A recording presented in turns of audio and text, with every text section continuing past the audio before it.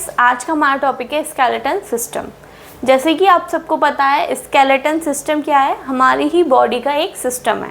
ठीक, किससे मिलकर बना है ये स्केलेटन? स्केलेटन मतलब बोन से। हमें पता है कि हमारी जो ह्यूमन बॉडी है उसमें 206 बोन्स पाई जाती हैं। ठीक है, तो सबसे पहले हम जानेंगे कि बोन्स क्या हैं। ठीक है, बोन्स क्या हैं, बोन्स का फॉर्मेशन कैसे होता है, बोन्स के टाइप्स क्या हैं, किस तरीके से बोन डेवलप होती है। ठीक है, बोन किस चीज़ से बनती है, वो सारी चीज़ हम इस वीडियो में डिटेल से पढ़ेंगे। तो सबसे पहले है हमारा बोन क्या है? Bone provide the structure of our body. हमारी बॉडी को बोन्स क्या करती हैं? स्ट्रक्चर प्रोवाइड करती हैं, मतलब हमारी बॉडी का ढांचा बनाती हैं। मतलब बोन्स नहीं होंगी तो सोचो हमारी जो बॉडी है वो कैसी होगी, है ना। मतलब एक स्ट्रक्चर प्रोवाइड कर रही है, एक पोस्चर प्रोवाइड कर रही है। कौन? बोन्स। किसको? हमारी बॉडी को। ठीक है, तो वही कर रही है, क्या कर रही है? Provide the structure of our body. मतलब हमारी बॉडी को स्ट्रक्चर प्रोवाइड कौन कर रहा है? बोन, मतलब कि हड्डी। ठीक है, adult human skeleton is made up of 206 bones. जो एडल्ट ह्यूमन स्केलेटन है वो कितनी बोन से मिलकर बना है? 206 हड्डियों से मिलकर बना है। वो हम आगे पढ़ेंगे कि कितनी टाइप्स की एक्सियल अलग होती हैं और एपेंडिकुलर अलग होती हैं। ठीक है, तो जो टोटल ह्यूमन बॉडी में बोन्स होती हैं वो 206 होती हैं। जो चिल्ड्रन है उसमें हमारी 300 के लगभग होती हैं। ठीक है, तो चिल्ड्रन में इतनी ज़्यादा क्यों और एडल्ट में इतनी कम क्यों? चिल्ड्रन में क्या होता है, जब बच्चे होते हैं तो जब हम एडल्ट में आते हैं तो कुछ बोन्स क्या हो जाती हैं? फ्यूज़ हो जाती हैं, जुड़ जाती हैं एक दूसरे में।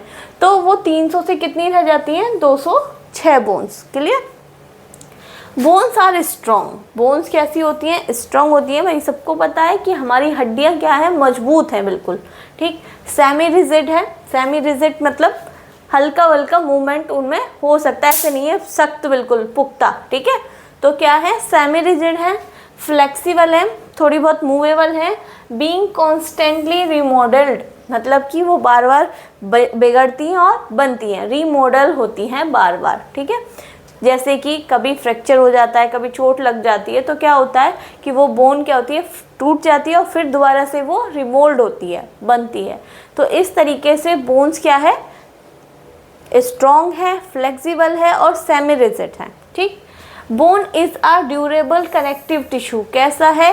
कनेक्टिव टिश्यू है, पर कैसा है? ड्यूरेबल। ड्यूरेबल मतलब कि मान लो बोन्स है, ठीक है, हमें कितनी भी चोट लग जाए, इंजरी हो जाए, हम कहीं से गिर जाएं, तो बोन्स क्या करती हैं? बहुत हद तक उस वजन को सहने की क्षमता रखती हैं, मतलब वो होल्ड कर पाती हैं। ठीक है, हमें काफ़ी जगह चोट लगती है तो ऐसा तो नहीं है हर चोट में हमारी वही हड्डी टूट गई, ऐसा तो नहीं होता ना।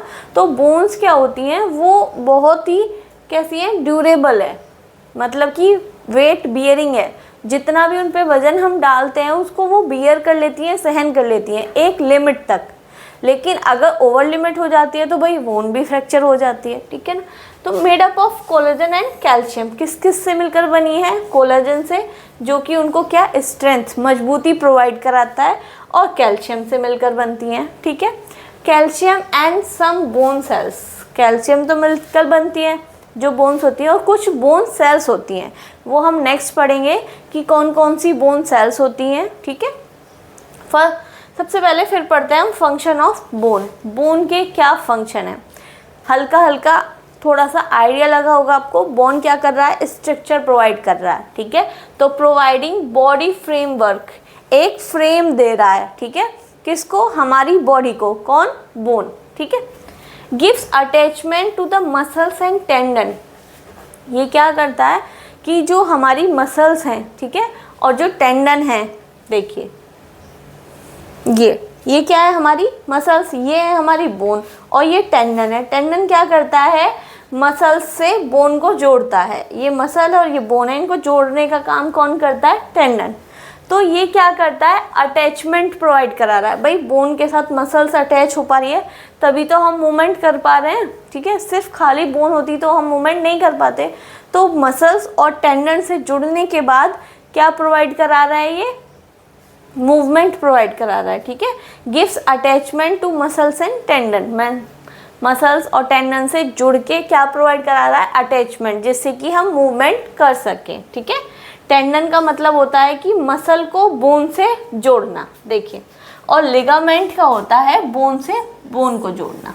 ठीक है, ये दो क्वेश्चंस आते हैं हमेशा कि भैया टेंडन क्या होता है और लिगामेंट क्या होता है, तो आप यहीं से कंफ्यूजन को क्लियर करके चलिए। जो मसल से बोन को जोड़ता है उसको हम टेंडन बोलते हैं, और जो बोन से बोन को कनेक्ट करता है उसको हम लिगामेंट बोलते हैं। ठीक है,